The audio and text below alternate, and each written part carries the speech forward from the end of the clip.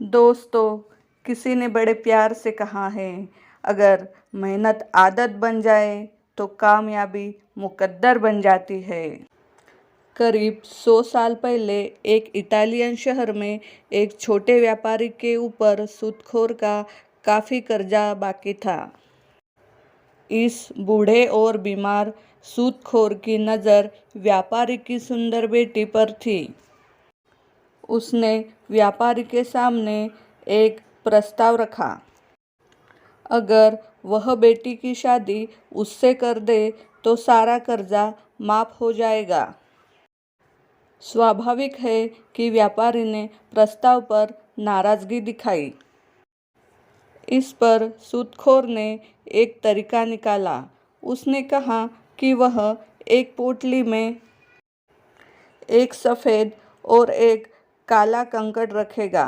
फिर व्यापारी की बेटी उसमें से एक कंकड़ निकालेगी। अगर काला निकाला तो व्यापारी का कर्जा माफ हो जाएगा और बेटी को सूदखोर से शादी नहीं करनी होगी। अगले दिन सूदखोर व्यापारी के बगीचे में पहुंचा, जहां कई काले सफ़ेद कंकड़ थे। सूदखोर ने कंकड़ उठाए और पोटली में डाल दिए। जब वह ऐसा कर रहा था तो बेटी ने देखा कि सूदखोर ने पोटली में 2 काले कंकड़ ही डाले हैं। फिर उसने बेटी से कंकड़ निकालने को कहा। बेटी के पास 3 विकल्प थे। पहला, पोटली में से कंकड़ निकालने से इनकार कर दे। दूसरा, दोनों कंकड़ निकालकर सूदखोर की पोल खोल दे।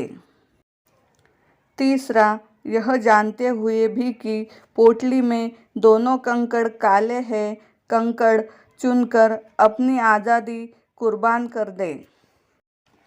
आखिरकार बेटी ने पोटली में से कंकड़ निकाला और इससे पहले कि कोई देख पाता, जानबूझकर धोखे से कंकड़ नीचे पड़े बाकी काले सफ़ेद कंकड़ों में गिरा दिया।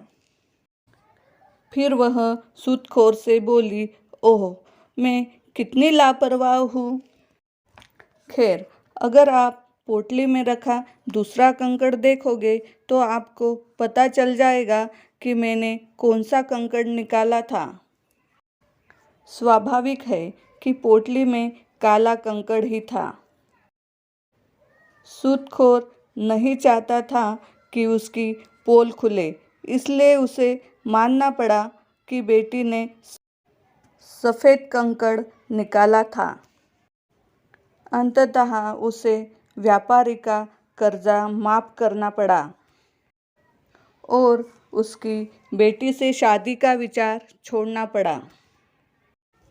दोस्तों, हमें इस कहानी से सीख मिलती है कि मुसीबत कैसी भी हो, दिमाग पर जोर देकर कुछ अलग सोचकर उसका हल निकाला जा सकता है।